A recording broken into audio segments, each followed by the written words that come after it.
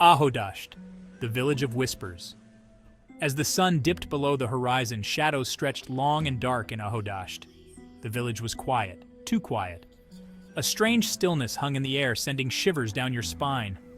A hoot echoed from the distance. The old forest stood at the edge of the village, shrouded in mist and mystery.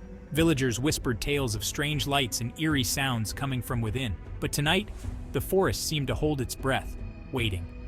Three friends, Max, Lily, and Sam, stood at the forest's edge. They could feel the change in the air, the sudden drop in temperature. Their hearts pounded with a mix of fear and excitement. Max, the adventurous one, was determined to uncover the forest's secrets. Lily, the cautious one, felt a knot of dread in her stomach. Sam, the skeptic, tried to rationalize the strange occurrences. They took a deep breath and stepped into the unknown. The trees closed behind them like giant claws. Darkness enveloped them, thick and heavy. The air grew colder, biting at their skin. A twig snapped underfoot, the sound amplified in the silence. Their eyes darted around, trying to pierce the gloom. Every shadow seemed to writhe and twist, taking on menacing forms. They ventured deeper, each step raising their anxiety. The forest seemed to be watching them, its unseen eyes following their every move. A low growl echoed through the trees, sending chills down their spines. Their breath formed white puffs in the cold air. They huddled closer, their fear a tangible thing in the oppressive darkness. But they were determined to see this through. They had come too far to turn back now. Max led the way, his flashlight beam cutting a shaky path through the darkness. He was drawn to the forest's mysteries, his curiosity outweighing his fear. He yearned to uncover the truth behind the village whispers. Stories of the forest had always captivated him. Now he was finally here, facing the unknown.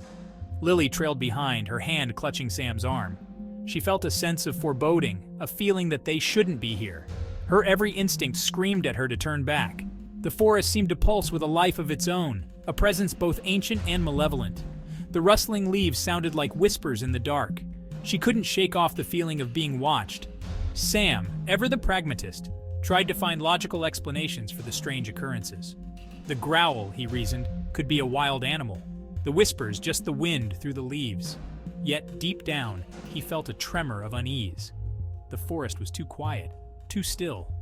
It felt like the calm before a storm. His flashlight beam danced across the trees, revealing nothing but more darkness.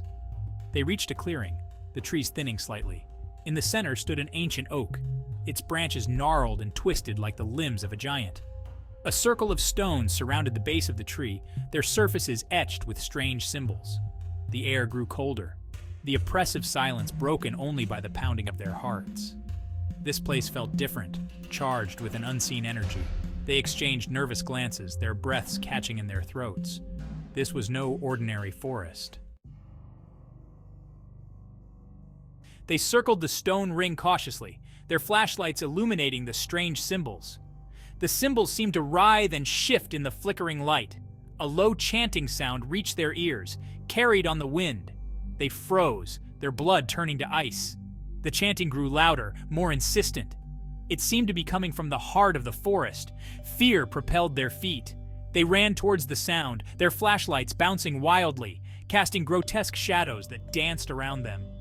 The forest floor was uneven, roots and fallen branches reaching out like grasping claws. They stumbled and tripped, their hearts pounding in their chests. The chanting grew louder, echoing all around them. They burst into another clearing, this one larger than the last. A fire blazed in the center, casting dancing shadows on the surrounding trees. A group of figures, cloaked and hooded, stood around the fire, their voices raised in unison. The figures turned, their faces hidden in the shadows of their hoods.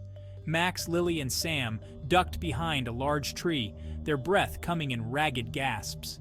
They watched in terrified silence as the figures continued their chanting.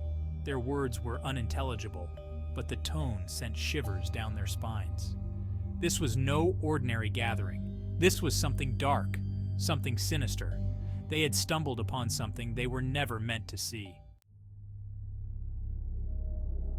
The chanting reached a fever pitch. One of the figures stepped forward, holding aloft a small, writhing creature. The firelight glinted off something sharp in the figure's hand. Lily gasped, clamping a hand over her mouth to stifle a scream. She couldn't tear her eyes away from the gruesome scene unfolding before them. The figure plunged the sharp object into the creature.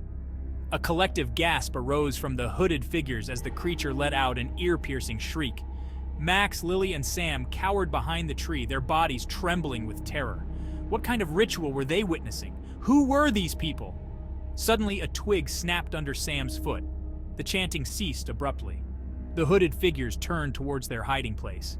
Their eyes, glowing menacingly in the firelight, seemed to pierce through the darkness, locking onto their location. Panic surged through their veins. They were discovered. "Run!" Max hissed, pushing Lily and Sam in front of him. They scrambled out of their hiding place and ran, their fear lending them speed. The forest floor seemed to tilt beneath their feet as they dodged trees and leaped over fallen branches. The sound of pursuit was close behind them, the heavy thud of footsteps on the soft earth. They ran until their lungs burned and their legs screamed for mercy. The sounds of the forest were drowned out by the pounding of their hearts. Branches whipped at their faces, leaving stinging scratches. But they couldn't stop. Not now, not when they knew those hooded figures were right behind them. Finally, they burst out of the forest's edge, stumbling onto the familiar dirt road leading back to Ahodasht. They risked a glance back, but the forest was silent, still. The only evidence of the hooded figures was the lingering feeling of dread that clung to them like a shroud. They had escaped, but at what cost? They returned to Ahodasht, forever changed by their encounter.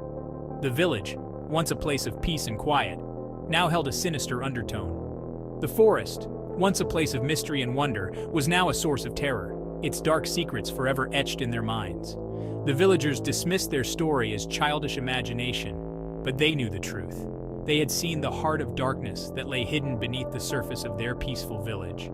They never spoke of that night again, but the memory lingered, a shadow that followed them wherever they went. The forest held its secrets close, but the events of that night had irrevocably shattered their innocence. They knew deep down that some things are best left undisturbed, some secrets better left buried in the darkness. And the forest of Ahodasht would forever be a chilling reminder of the night they stumbled upon the cult of Ahodasht.